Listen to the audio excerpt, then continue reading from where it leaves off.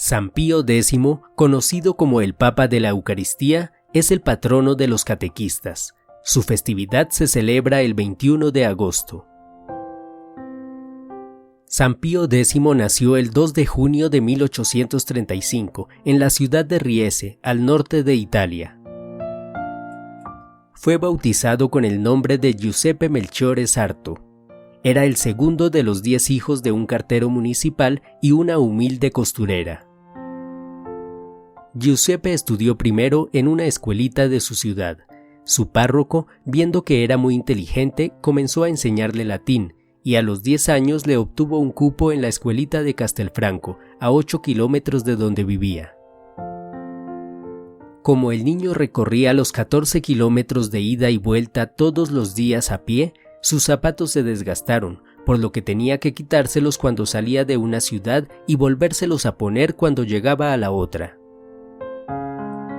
En 1850 obtuvo una beca por sus buenas notas para estudiar en el seminario de Padua, donde destacó por su inteligencia y disciplina. Tuvo especial predilección por el estudio de Santo Tomás de Aquino. 8 años después de haber ingresado en el seminario, se ordenó sacerdote con 23 años de edad. Entonces fue nombrado capellán en Tómbolo, un pueblo de la diócesis de Padua, donde desempeñó su labor con gran sencillez y responsabilidad durante 9 años, entregado por completo al cuidado de las almas, en su mayoría pobres y campesinos. A los 32 años fue nombrado arcipreste en un pueblito cercano llamado Salzano, donde ayudó con sus escasos recursos para la ampliación de un hospital. Allí permaneció hasta los 39 años de edad, cuando fue ascendido a canónigo en la ciudad de Treviso, donde fue puesto a cargo de la Cancillería Episcopal y de la dirección espiritual de los seminaristas. 10 años después, con 49 años de edad, fue consagrado obispo de Mantua, una diócesis que se hallaba en crisis, pues gran parte del clero estaba corrompido por la negligencia y la relajación moral. El obispo Sarto se dedicó entonces a solucionar estos problemas. Mandó que a cada seminarista se le regalara una copia de la Suma Teológica y les enseñó él mismo el canto gregoriano.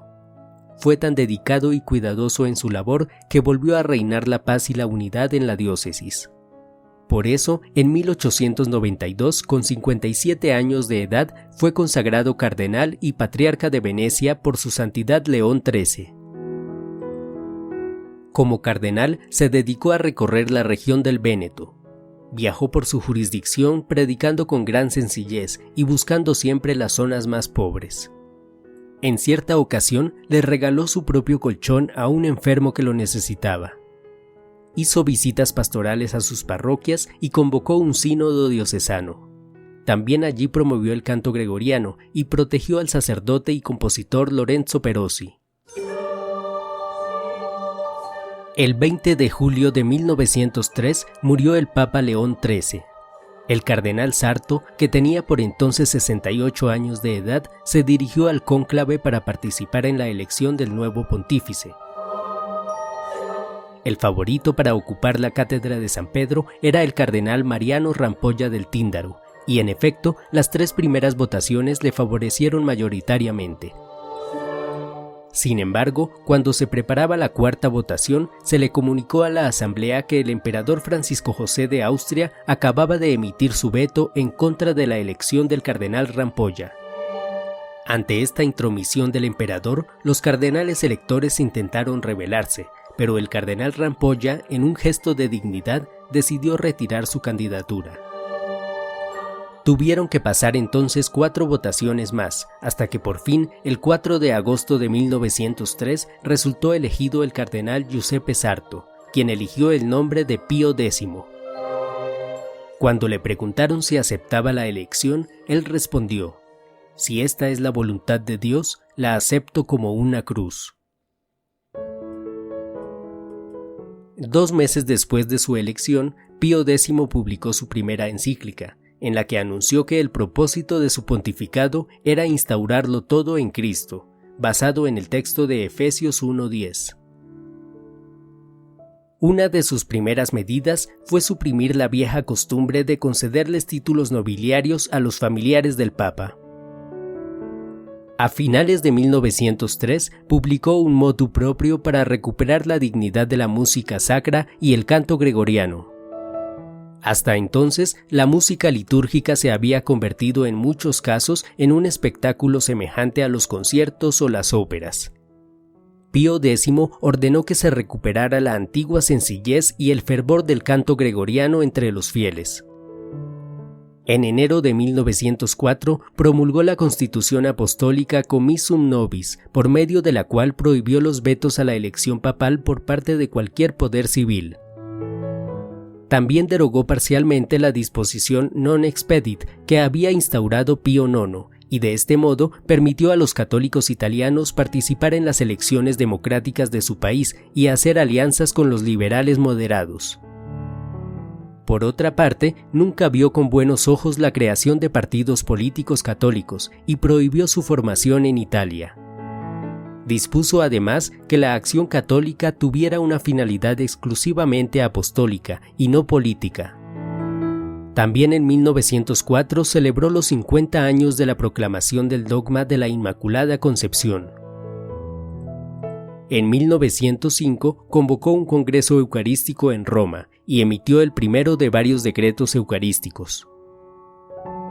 Procuró difundir la comunión frecuente y, de ser posible, diaria, debido a que aún a principios del siglo XX se mantenía en algunas partes la perjudicial costumbre medieval de comulgar poquísimas veces al año.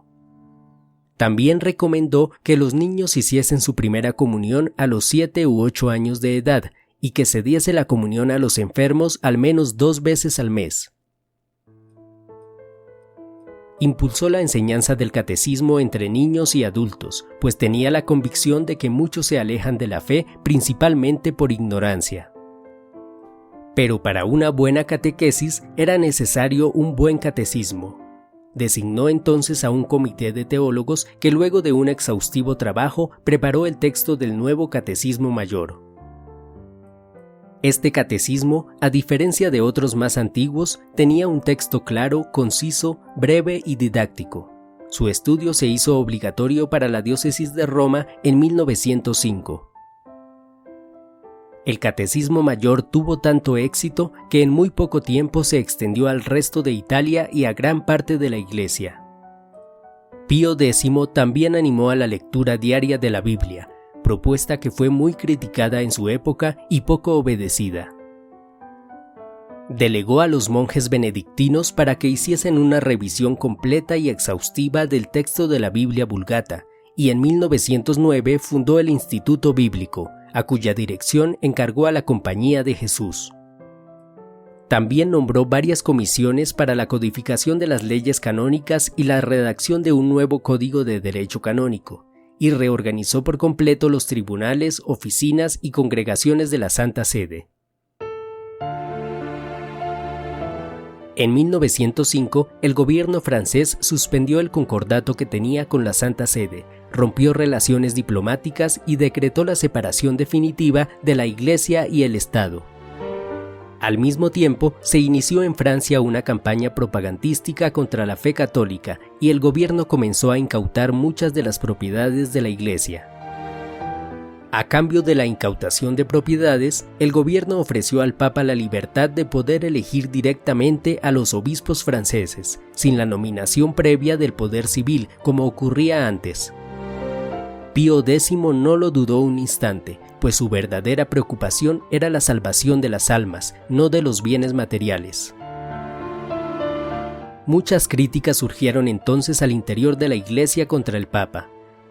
Se decía que había dejado sacrificar las valiosas posesiones de la Iglesia en Francia, pero Pío X dijo sobre sus críticos: aquellos se preocupan demasiado por los bienes materiales y muy poco por los espirituales. En 1907, el Santo Oficio condenó las obras de 2 escritores que se habían adherido a un movimiento conocido como modernismo, que estaba tomando mucha fuerza entre los intelectuales. Ese mismo año, Pío X publicó el decreto titulado Lamentabili, y poco después la encíclica Pascendi Dominici Gregis, en la que señalaba los peligros del modernismo en los campos de la filosofía, la teología y la moral. Gracias a la contundencia de esta encíclica, el modernismo quedó temporalmente frenado al interior de la Iglesia. Sin embargo, casi de inmediato se levantó una poderosa oposición. Varios eclesiásticos publicaron bajo el anonimato panfletos contra el Papa. Se dijo que la condena del Papa en contra del modernismo había sido excesiva y que estaba impregnada de obscurantismo y mojigatería. El Papa respondió a esto con condenas canónicas y haciendo juramentar a todos los eclesiásticos un juramento antimodernista. Esta disputa, lejos de apaciguarse, tomaría cada vez más fuerza. San Pío X se caracterizó entre quienes le conocieron por su carácter amable y su corazón bondadoso. Denunció los malos tratos a los que eran sometidos los indígenas en las plantaciones de caucho del Perú. Organizó una comisión para ayudar a los damnificados del terremoto de Mesina y acogió a los refugiados en la Casa Santa Marta, junto a San Pedro. Cada domingo iba a alguna plazuela del Vaticano donde predicaba él mismo y comentaba el Evangelio del día. En una ocasión, un escritor de Mantua publicó un libro sensacionalista, plagado de injurias y calumnias contra el Papa.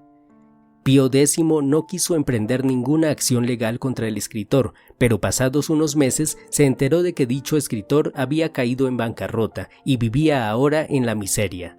Entonces el Papa le envió dinero a escondidas y le dijo a un amigo suyo: «Un hombre tan desdichado necesita oraciones más que castigos».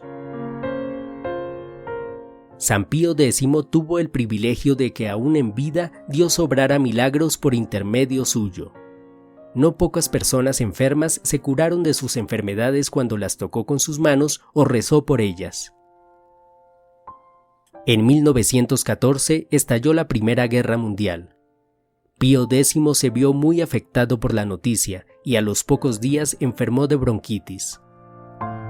Falleció el 20 de agosto de 1914, después de gobernar la Iglesia durante 11 años. Fue beatificado por Pío XII en 1951 y canonizado por el mismo Papa en 1954. Era el primer Papa canonizado después de varios siglos, pues el último había sido San Pío V. Oración. Glorioso Papa de la Eucaristía, San Pío X, que te has empeñado en restaurar todas las cosas en Cristo. Obténnos un verdadero amor a Jesucristo, de tal manera que solo podamos vivir por y para Él. Ayúdanos a alcanzar un ardiente fervor y un sincero deseo de luchar por la santidad y a poder aprovechar todas las riquezas que brinda la Sagrada Eucaristía. Por tu amor a María, Madre y Reina de todo lo creado, inflama nuestros corazones con una tierna y gran devoción a ella. Bienaventurado modelo del sacerdocio, intercede para que cada vez haya más santos y dedicados sacerdotes y se acrecienten las vocaciones religiosas. Disipa la confusión, el odio y la ansiedad, e inclina nuestros corazones a la paz y la concordia, a fin de que todas las naciones se coloquen bajo el dulce reinado de Jesucristo. Amén.